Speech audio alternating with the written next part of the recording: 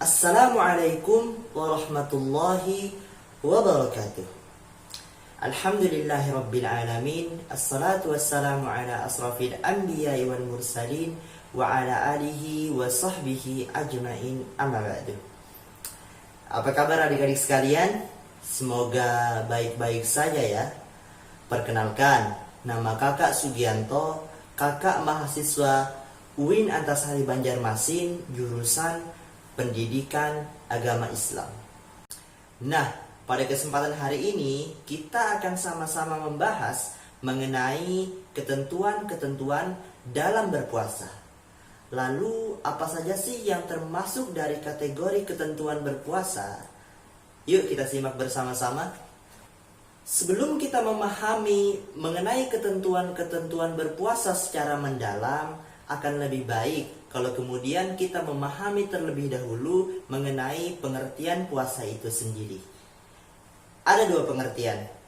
Pengertian yang pertama ditinjau dari segi bahasa. Puasa merupakan terjemahan bahasa Arab, yaitu siam ataupun saum, yang berarti menahan. Sedangkan pengertian puasa secara istilah syariat adalah menahan diri dari segala sesuatu yang dapat membatalkan, seperti misalnya minum, seperti misalnya makan, dan ini dilakukan dari terbit fajar hingga tenggelamnya matahari. Berkenaan dengan puasa ini, Allah Subhanahu wa taala berfirman, A'udzu billahi minasy syaithanir rajim.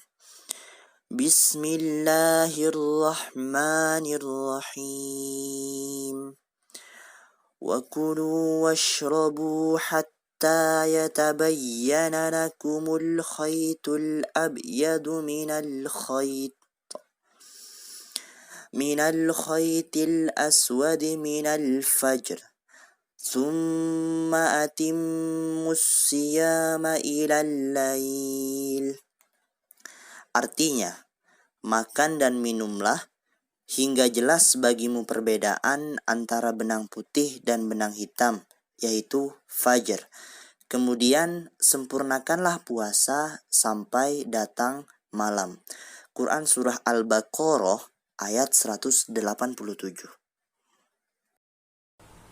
Baik, selanjutnya kita akan membahas mengenai macam-macam berpuasa. Di dalam Islam ada 4 macam jenis puasa. Yang pertama puasa wajib, yang kedua puasa sunnah, yang ketiga puasa makruh, sedangkan yang keempat puasa haram. Nah, berkenaan dengan pembahasan ini, mari kita simak bersama-sama. Macam-macam puasa. Yang pertama, puasa wajib, yaitu puasa yang hukumnya wajib. Bagi yang sengaja meninggalkannya akan mendapat dosa. Puasa yang dikategorikan wajib ada 3 macam, yaitu puasa Ramadan, puasa nazar, dan puasa kafarat. Yang kedua, puasa sunnah, yaitu puasa yang hukumnya sunnah dan dilakukan pada waktu tertentu yang disyariatkan agama. Bagi yang mengamalkan puasa sunnah akan mendapatkan pahala dan tidak berdosa bagi yang tidak melakukannya. Yang ketiga, puasa makruh, yaitu puasa yang hukumnya makruh, seperti puasa khusus hari Jumat, hari Sabtu, dan hari-hari lain yang tidak disyariatkan agama. Yang keempat, puasa haram, yaitu puasa yang hukumnya haram dan berdosa bagi yang melakukannya. Seperti misalnya puasa pada 2 hari raya, yakni Idul Fitri dan Idul Adha, dan hari tasyrik. Selanjutnya, kita akan membahas mengenai ketentuan syarat sah berpuasa. Apa saja sih yang termasuk ketentuan syarat sah berpuasa? Ada 4 yang akan kita bahas setelah ini. Yuk kita simak bersama-sama. Syarat sah berpuasa.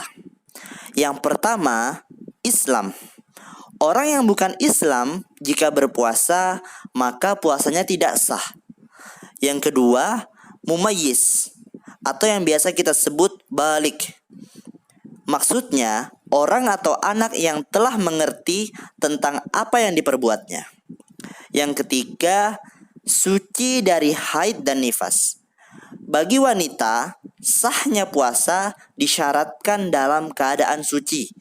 Yang keempat, bukan pada hari-hari yang diharamkan untuk berpuasa, seperti misal hari raya Idul Fitri dan hari raya Idul Adha maupun hari-hari tasyrik.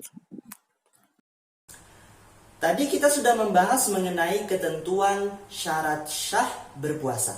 Selanjutnya kita akan membahas mengenai rukun dari berpuasa. Rukun berpuasa ada 2 yang akan kita bahas setelah ini. Rukun puasa. Rukun puasa ada 2. Yang pertama, niat. Puasa yang dilakukan harus dimulai dengan niat karena Allah Subhanahu wa Ta'ala. Untuk puasa wajib, niat harus dilakukan pada malam hari sebelum terbit fajar. Yang kedua, meninggalkan segala sesuatu yang membatalkan puasa mulai dari terbit fajar sampai terbenam matahari.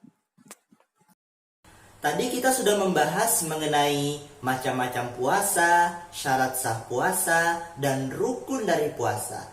Tidak cukup sampai di sini, untuk menyempurnakan dari puasa itu sendiri, ada sunnah-sunnah yang harus dilakukan ketika kita melaksanakan puasa. Sunnah-sunnah ini yang kemudian akan menyempurnakan puasa kita. Apa saja sih yang termasuk sunnah-sunnah dalam berpuasa? Yuk, kita simak bersama-sama. Sunnah-sunnah puasa. Yang pertama, makan sahur. Hal ini berdasarkan hadis Anas bin Malik radhiyallahu anhu berkata bahwa Rasulullah shallallahu alaihi wasallam bersabda, "Hendaklah kalian makan sahur karena di dalam sahur itu terdapat suatu keberkahan." Hadis riwayat muttafaqun alaih. Yang kedua, mengakhirkan makan sahur. Kurang lebih beberapa menit sebelum waktu subuh. Yang ketiga, menyegerakan berbuka puasa jika telah datang waktu maghrib. Yang keempat, berbuka dengan kurma atau sesuatu yang manis sebelum makan makanan yang lain. Yang kelima, membaca doa ketika berbuka. Doa berbuka puasa yaitu Allahumma laka sumtu wa bika amantu wa ala rizqika aftartu birahmatika ya arhamar rahimin. Yang keenam, memberi makan kepada orang yang berpuasa untuk berbuka.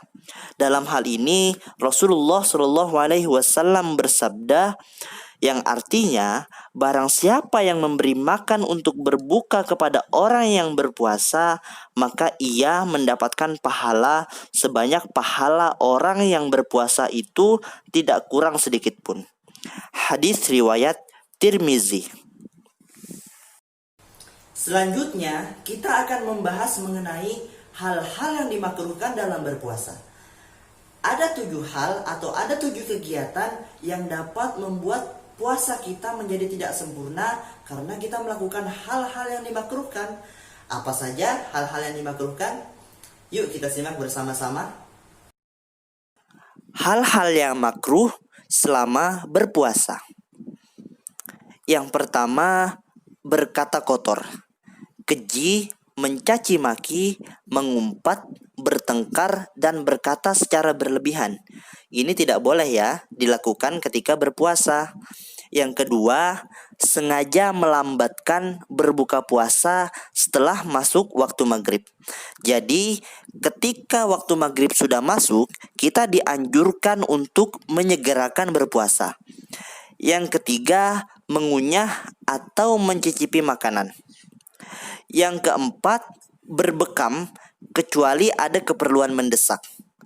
Yang kelima, bersiwak atau bersikat gigi setelah tergelincir matahari kecuali ada keperluan yang mendesak. Keenam, berkumur-kumur secara berlebihan setelah tergelincir matahari. Yang ketujuh, sebagian ulama berpendapat bahwa suntikan untuk pengobatan termasuk makruh jika tidak ada keperluan yang mendesak. Tadi kita sudah membahas mengenai hal-hal makruh dilakukan ketika sedang berpuasa. Selanjutnya, yang tidak kalah penting, adik-adik sekalian, kita juga harus mengetahui apa saja yang dapat membatalkan puasa. Ada 5 yang akan kita bahas setelah ini. Hal-hal yang membatalkan puasa. Yang pertama, muntah dengan sengaja. Yang kedua, pada saat keadaan haid atau nifas. Yang ketiga, gila, mabuk, atau pingsan. Yang keempat, memasukkan sesuatu ke dalam rongga badan dengan sengaja, seperti misalnya makan, minum, dan merokok. Yang kelima, murtad, yaitu keluar dari agama Islam, dan lain-lain.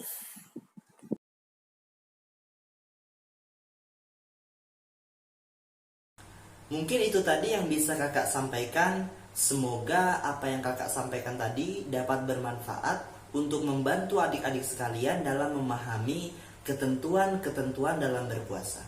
Mari kita akhiri bersama-sama dengan mengucapkan hamdalah. Alhamdulillah. Kakak akhiri, wassalamualaikum warahmatullahi wabarakatuh.